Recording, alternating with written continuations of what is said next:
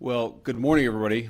And let me say a couple of notes of appreciation. First of all, to the Prime Minister of Pakistan and to Field Marshal Munir, who were both incredible hosts. And whatever shortcomings in the negotiation, it wasn't because of the Pakistanis, who did an amazing job and really tried to help us and the Iranians bridge the gap and get to a deal. We have been at it now for 21 hours, and we've had a number of substantive discussions with the Iranians. That's the good news. The bad news is that we have not reached an agreement, and I think that's bad news for Iran much more than it's bad news for the United States of America. So we go back to the United States having not come to an agreement. We've made very clear what our red lines are, what things we're willing to accommodate them on, and what things we're not willing to accommodate them on.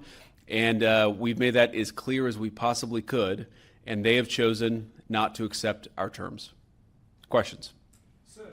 Nick Robertson from CNN. Precisely what have they rejected here? Can you help us understand it a little bit? Well, I won't go into all the details because I don't want to negotiate in public after we negotiated for 21 hours in private.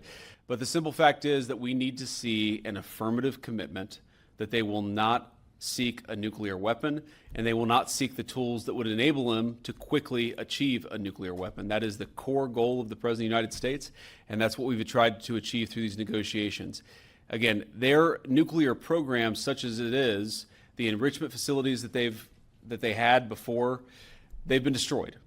But the simple question is, do we see a fundamental commitment of will for the Iranians not to develop a nuclear weapon, not just now, not just 2 years from now, but for the long term? We haven't seen that yet. We hope that we will.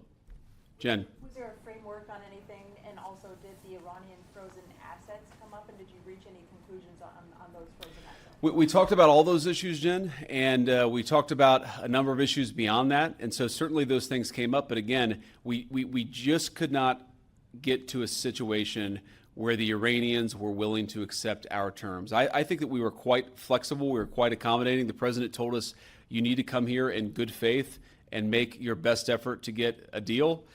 We did that. And unfortunately, we weren't able to make any headway. Preston.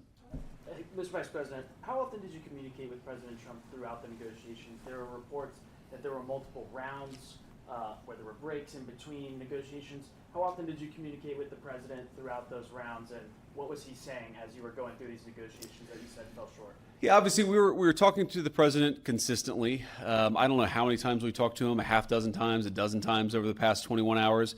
We obviously also talked to Admiral Cooper, to Pete, to Marco, to the entire national security team. We talked to Scott Bessent a number of times.